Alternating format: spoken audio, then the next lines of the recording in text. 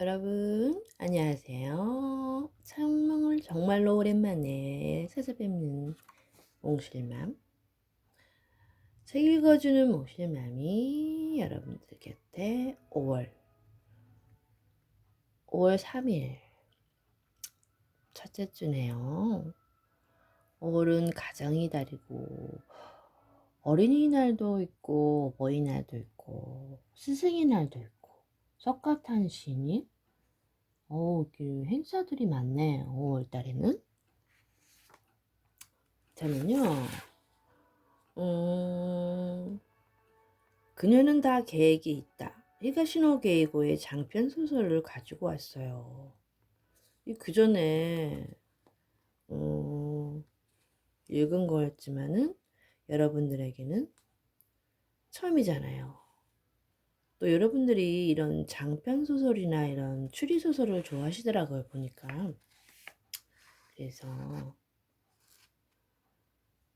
다른 책들도 있지만은 우선은 이것으로 당첨이 되었습니다. 그러면 이분은 다 아실 거예요. 제가 읽어드렸던 책 하나가 있을 거예요. 여기서 없나요? 히가시노 게이고가 오사카 출신이고요.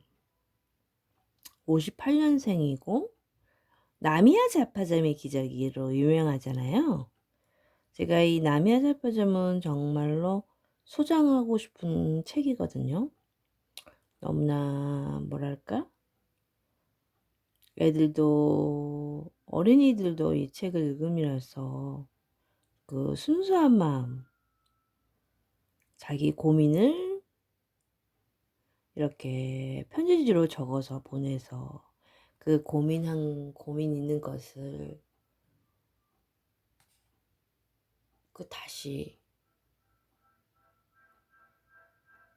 해답을 얻어가는 거는 과정에서 결국은 모든 그 3인조 도둑들이 그렇게 나중에는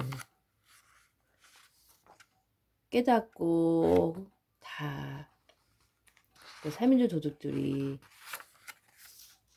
회개하는 그런 거잖아요. 회개라고 하니까 모르겠네요.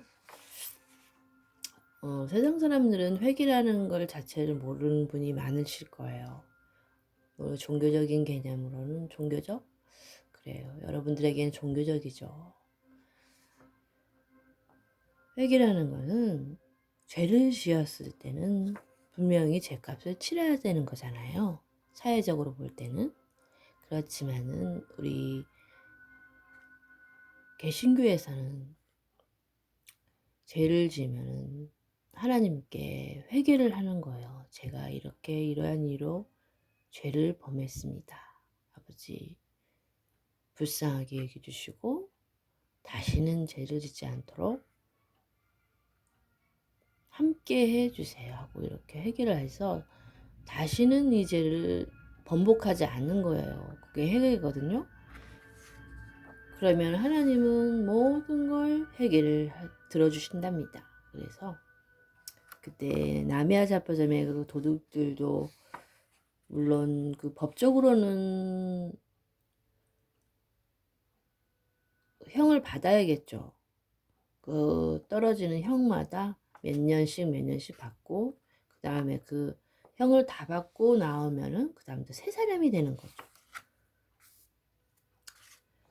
그러니까 우선은 죄를 짓지 않는 게 참 좋은 거예요.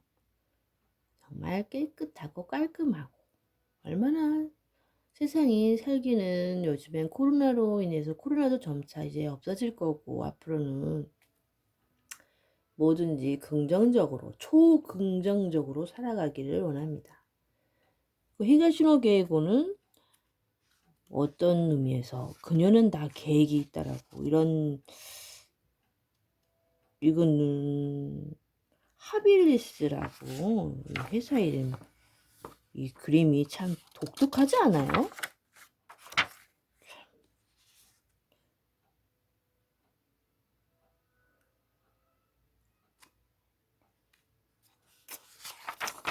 이렇게 9장까지 있어요. 9장까지 있고, 그러면 1장부터 읽어볼까요? 양윤옥 옮김이. 히가시노게이고는 항상 양윤옥 작가님이 옮겨주시네요. 하빌리스. 출판사 이름이 하빌리스인가 봐요.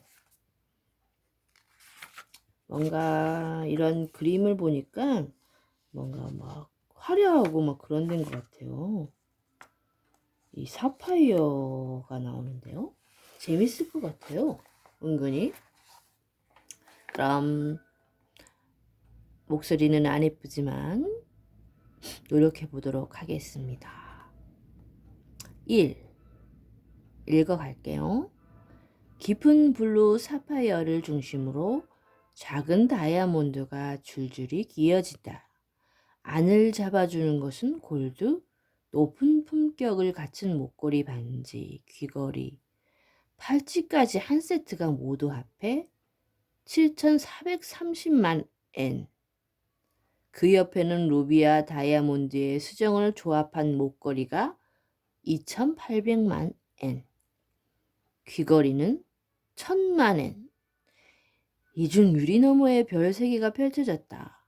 사람 한 명보다 작은 돌 한 개의 가치가 더욱 높다니. 하지만 그것도 어쩔 수 없다.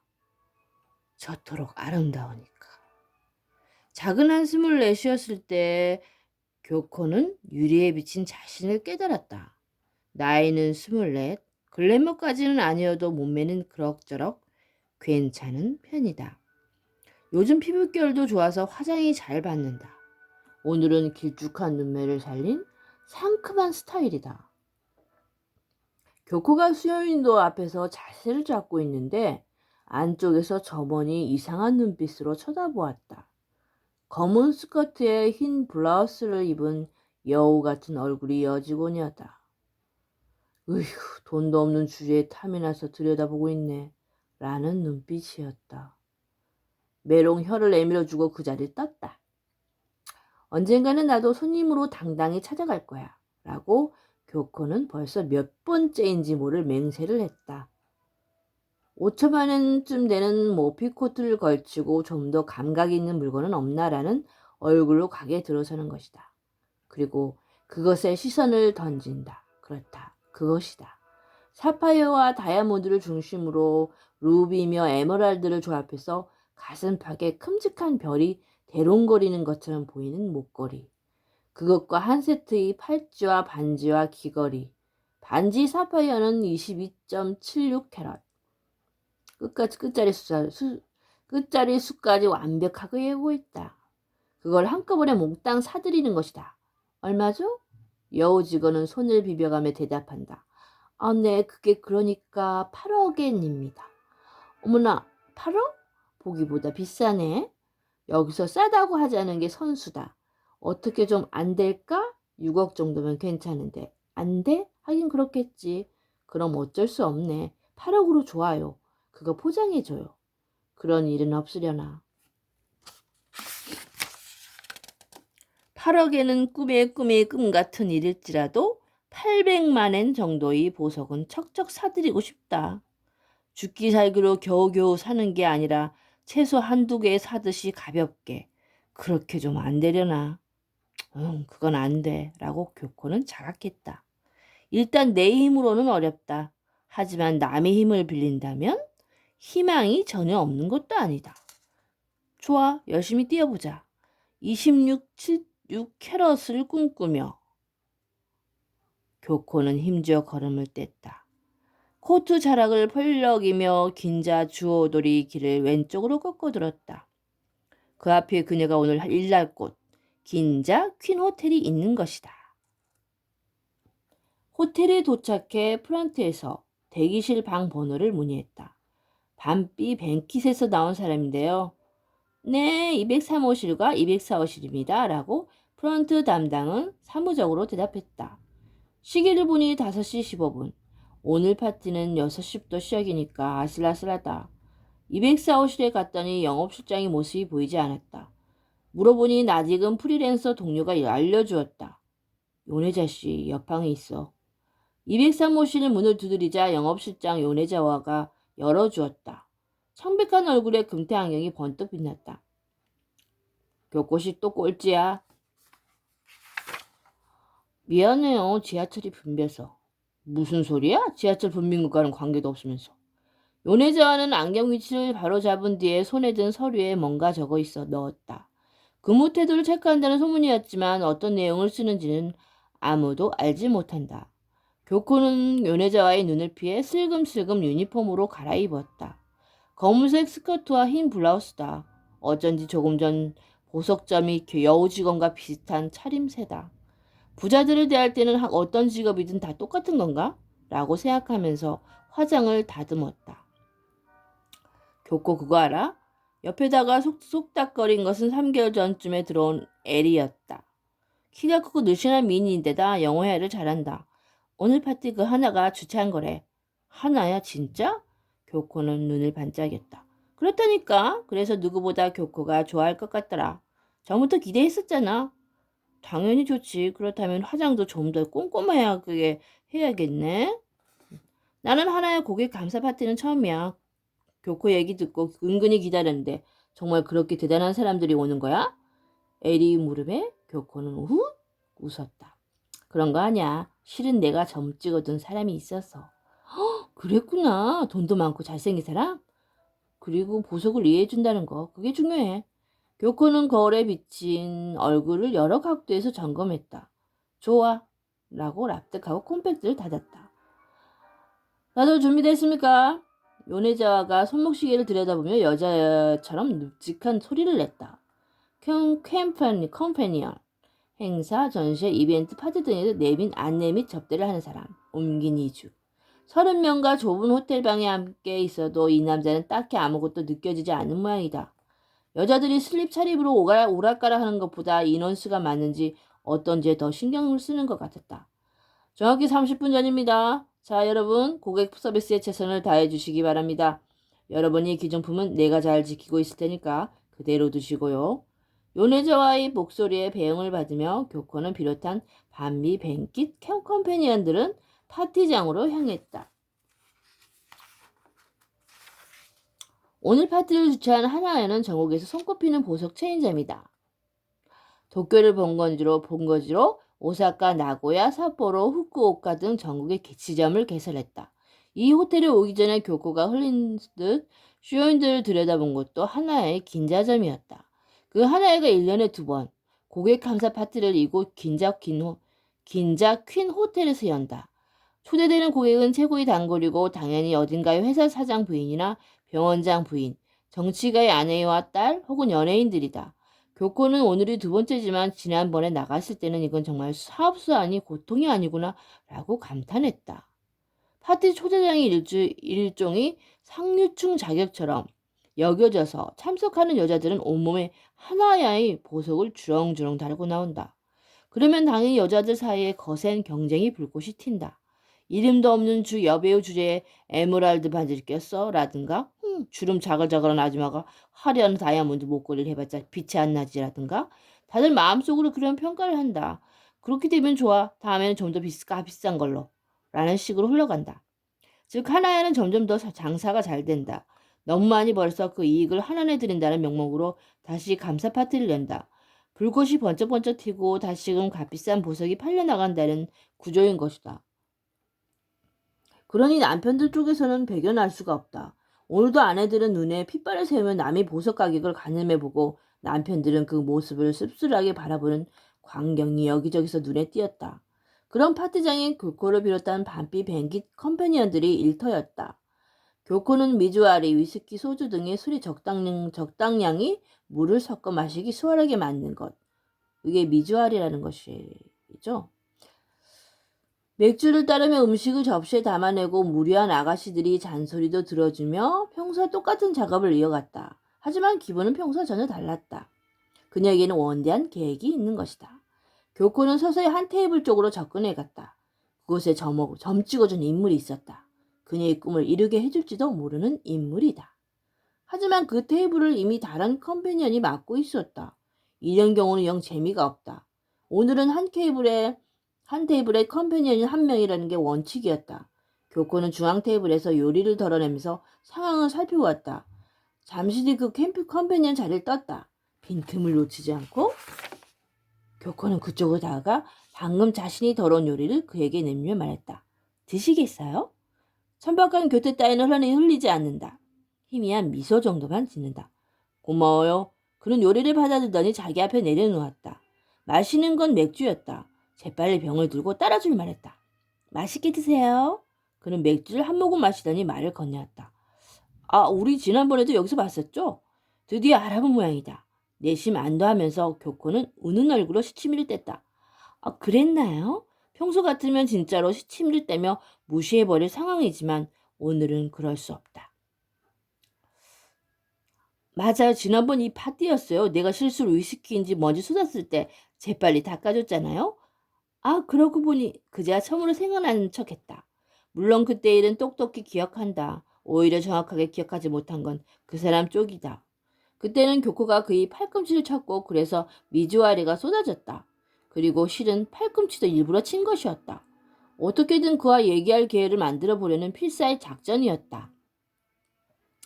그 작전이 효과가 있어서 오늘은 이렇게 그가 먼저 말을 건네주게 이르렀다. 하지만 이 다음부터 잘 풀어나가기가 어렵다. 컴패니언은 특정 고객만 지나치게 접대해서는 안 되기 때문이다. 각 컴패니언 근무 태도는 팀장이 정확히 체크한다. 팀장은 에자키 요코라는 베테랑이다. 지금 그녀는 의회의원이 아내라는 것을 유난히 과시하는 여자 손님을 접대하는 중이지만 눈초리는 빈틈없이 다른 컴패니언들의 행동을 감시하고 있었다. 그런 생각을 하는 사이에 중년이 뚱뚱한 남자가 그에게 말을 건넸다. 교코는 주변 사람들에게 서빙을 하면서 그 테이블에서 멀지도 가깝지도 않은 위치를 계속 유지했다. 그렇게 해서 작은 기회라도 어떻게든 잡아볼 계획인 것이다. 그의 이름은 다카미 슌스케, 다카미 부동산 회사의 전무라고 하는데 나이는 아직 30대 중반쯤 것이다. 교코가 그에게 관심을 갖게 된 것은 지난번 파티 때 독신이란 말을 우연히 들었기 때문이다. 다만 결혼한 적이 없는 건 아니고 아내가 몇 년 전 병으로 세상을 떠났다고 했다. 하지만 그런 건 감점 대상이 되지 않는다. 그가 이 파티에 초대된 것은 하나의 단골 고객이라서가 아니라 지점 건설을 도와줬기 때문이라고 들었다. 닭가미 부동산 회사의 젊은 후계자야. 그런 정보를 건네준 손님이 그를 그렇게 표현했다. 실제로 젊은 스포츠맨 타입의 눈썹이 짙고 정돈된 얼굴이었다. 생김새 면에서도 도쿄의 취향에 맞았다. 여봐, 여기 스카치 한 잔 갖다 줄래? 교코가 멍하니 생각에 잠겨있는데 갑자기 눈앞에 벽 같은 남자가 나타났다. 얼굴이 큰 펀치고 눈이며 코가 짙게 오목조목하다. 흰색 정장이 전혀 어울리지 않았다. 하나의 사장 니시하라 마사오의 첫째 아들 겐조였다. 망나니 아들이라고 지난번에 어떤 손님이 수덕수덕 험담을 했었지만 사실인지 어떤지는 알 수 없었다. 교코가 스카치 잔을 들고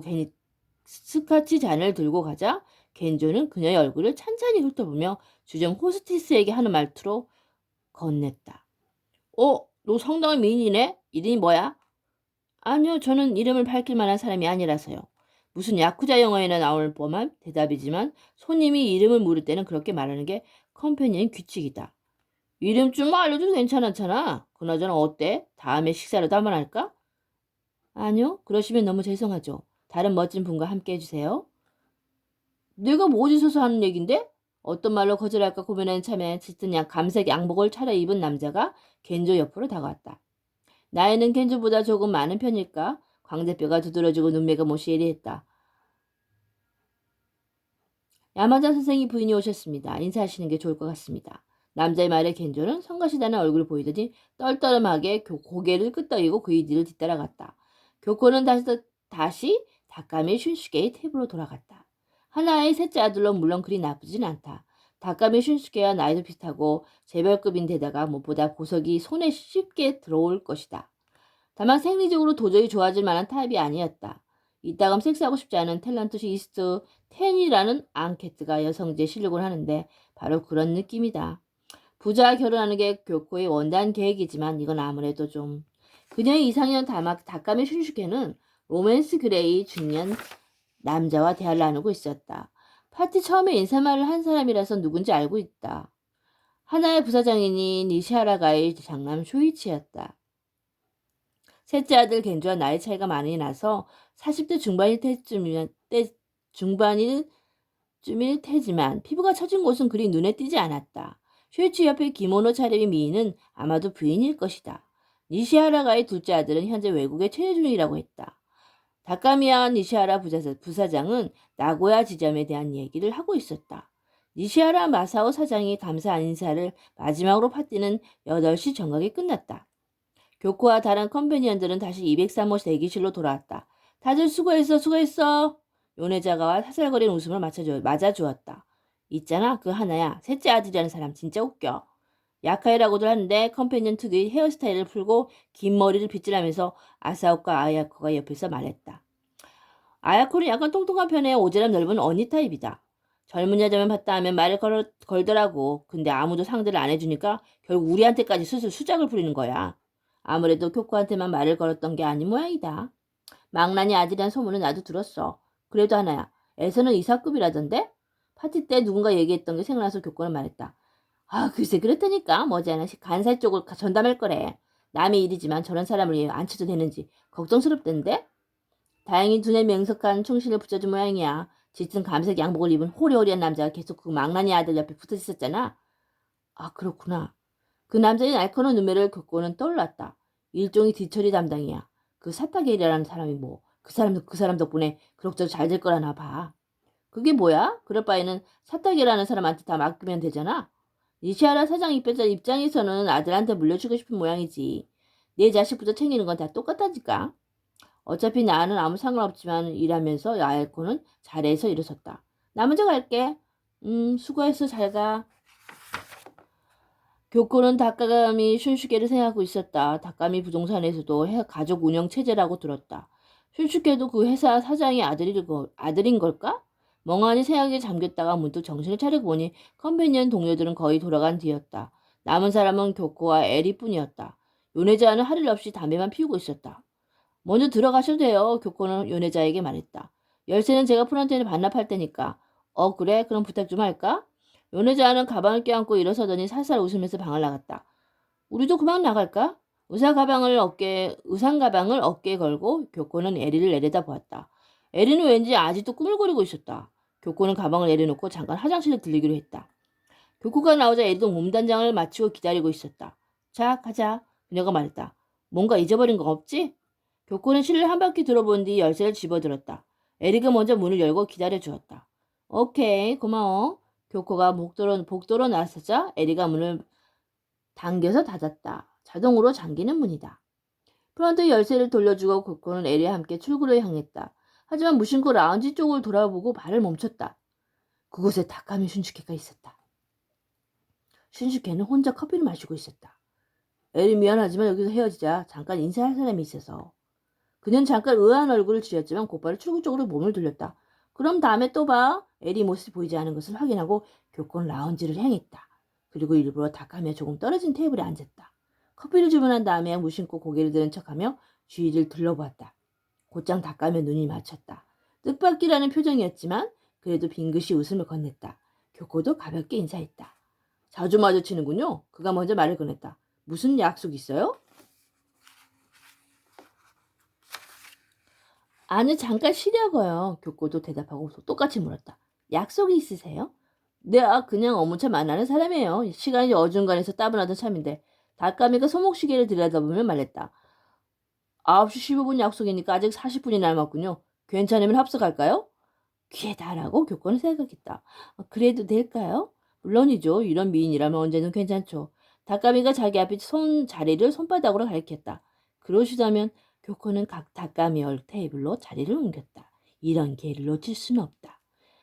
컴패니언 일 꽤 힘들죠? 때로는 진상 손님도 있을 거고 신경 쓸 일이 많을 것 같은데. 좀 그렇긴 해요. 하지만 이제는 익숙해졌어요. 교코는 옮겨온 커피를 입에 대며 물었다. 다카미 씨라고 하셨던 건가요? 그렇습니다. 잘 아시네요. 그저 흐뭇한 얼굴을 했다. 이 이야기는 하는 게 귀에 들어왔거든요. 약속하신 분은 회사일 관련인가요? 뭐 그렇죠. 근데 모처럼 미인과 자리를 같이 하시니까 되도록 늦게 왔으면 좋겠군요.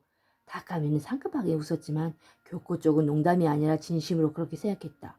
어떻게든 이 기에 깊은 인상을 남기지 않으면 안 된다. 다카미 씨는 클래식의 조예가 깊으시다고 하던데요? 교코가 물었다. 파티 때 그가 누군가 대하는 것 들었던 것이다. 조예가 깊다고 할 정도는 아니고요. 그가 수줍어하며 말했다. 하지만 네 좋아요. 네 회사 일로 피곤할 때는 클래식이 좋거든요. 이따금 콘서트로 보러 갑니다. 얼마 전에도 N교악단이 연주에 다녀왔어요. 그리고는 그는 클래식의 장점을 열심히 늘어놓았다. 교코는 잘 알지 못한 얘기지만 적당히 맞장구를 쳤다. 컴패니언 업무상 뭔가 뭔지 모르는 얘기를 들어주는데도 능숙한 것이다. 클래식 다음에는 뮤지컬 얘기가 나오고 이후 여행담으로 넘어갔다. 그는 1년에 몇 번씩 해외에 나가는 모양이었다. 예상보다 재밌게 이야기에 꽃을 피웠지만 그 약속한 사람이 오는 것도 예상보다 빨랐다. 9시를 막 지났을 때 다카미가 건너편을 보며 살짝 고개를 숙였다. 교코가 돌아보니 작은 너구리 같은 남자가 손을 흔들며 다가오는 참이었다. 호텔 앞 맞은편에 위드라는 카페 있죠? 괜찮으시면 거기서 기다려줄래요? 30분이면 얘기가 끝날 테니까. 작은 소리로 다카미가 속삭였다. 교교는 짧게 고개만 끄덕였지만 마음속으로 펄쩍 뛸 듯이 기뻤다. 그녀는 너구리 같은 남자에게 가볍게 목례를 건네고 자리에서 일어섰다. 너구리가 다카미에게 누구예요? 저 여자는? 이라는 묻는 소리가 들려왔다. 다카미의 대답 소리는 들리지 않았다. 마지막에 다시 한번 교코는 뒤를 돌아보았다. 다카미는 그새 너구리와 진지하게 얘기를 하느라 그녀 쪽에는 신경도 쓰지 않은 기색이다. 라운지에는 그들 외에 손님 3명이 있을 뿐이었다. 커플과 한 남자다. 그 남자의 얼굴을 보고 교코는 저절로 발이 멈춰졌다. 바로 그 짙은 감색 양복이 남자. 이름이 사타케라고 했던 사람이었다. 사타케는 우묵한 눈을 지그시 다카미 쪽으로 향하고 있었다. 멀거니 쳐다보도 결국 교코와도 시선이 마주쳐버렸다. 감정이 당기지 않은 눈빛에 그녀는 등이 오싹해져서 급히 눈을 돌렸다. 그리고 총총걸음으로 출구로 향했다. 위드로 털이 긴 카펫 위에 유리 테이블을 줄줄이 배치한 그야말로 약속 장소라는 느낌의 카페였다. 교코는 오렌지 주스를 주문하고 클래식 입문책을 무릎 위에 펼쳤다. 마침 바로 옆이 서점이어서 당장 책을 구입했다. 벼락치기 공부이긴 해도 안 하는 것보단 나을 것 같았다. 카페 안이 소란스러워진 것을 책을 20페이지쯤 읽고 이제 슬슬 따분해지려던 때였다. 손님들이 하나같이 2층 창문 너머를 보고 있었다. 그녀도 목을 길게 빼고 내다보니 긴 호텔 앞에 경찰차 여러 대가 와 있었다. 무슨 일이 있나? 그렇게 생각했을 때 카페 직원이 오다 교코씨 계십니까? 라고 큰 소리로 물었다. 그녀가 손을 들자 전화가 와 있다는 안내였다. 여보세요? 교코씨? 역시 닭가미 목소리였다. 뭔가 심각한 분위기 말투였다. 무슨 일이세요? 물어보면서 교코는 가슴이 수렁거리는 것을 느꼈다. 뭔가 심상치 않아요. 호텔방에서 누군가 사망했답니다. 지금 여기는 발칵 뒤집혔어요. 교코씨에게 연락한 건 사망자가 아무래도 교코씨가 아는 사람인 것 같아서 심장이 꿈쩍 뛰었다. 제가 아는 사람이라고요? 네, 분명 아는 사람이에요. 오늘 파티 컴퍼니라고 하니까요. 마키무리라는 사람이라던데? 선뜻 말이 나오지 않았다. 일단 지금 이쪽으로 오는 게 좋을 것 같아요. 여보세요? 교코씨 듣고 있습니까? 교코는 수화기를 손에 든 채 징하는 이명이 느껴졌다. 그게 이명이 아니라 심장이 뛰는 소리라는 것을 그녀는 한참 동안 깨닫지 못했다. 마키무라. 그건 마키무라 엘이었다. 정말 시간이 이렇게 빨리 흘렀네요. 이것도 좀 추리니까요. 추리 소리니까 좀 재미가 있을 것 같아요. 그럼 오늘은 여기까지 하시고 나머지는 내일에 다시 와서 정말로 궁금증을 풀어드릴게요. 여러분 오늘도 날씨는 흐리지만 마음을 차분히 갖고 비를 기다리는 마음으로 행복하세요. 사랑합니다.